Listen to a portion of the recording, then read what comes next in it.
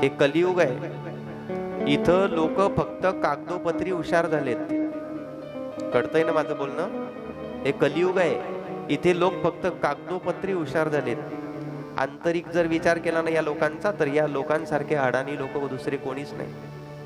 आमची जी पूर्वज लोक होऊन गेलेत ना, आई वडील आजोबा पंजोबा खापर पंजोबा, यांच्याकडे डिग्री नव्हती कागदावरची, पण प्रेम आपुलकी या सगळ्या गोष्टीचा जर विचार केला तर वेळेवर आला येणारे 10 पाहुणे सुद्धा त्यांच्या घरून कधी उपाशी जात नव्हते.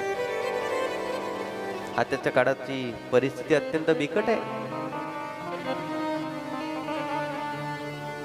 बापाची तेरवी न घालणारे लोक सुद्धा आहेत.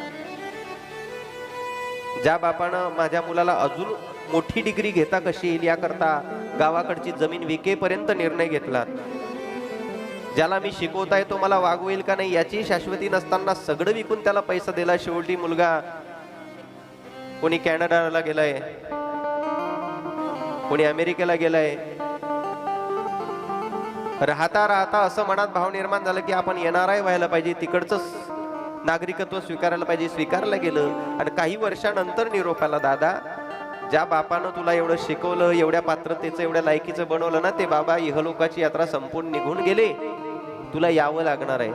आणि मग शोकांतिका आहे. त्या लेकराचे तिकडून उत्तर येतात, काका मी घरी आलो असतो, पण पहिली गोष्ट अशी आहे एवढ्या वेळेवर माझे मालक माझी सुट्टी सँक्शन करतील की नाही मला गॅरंटी नाही.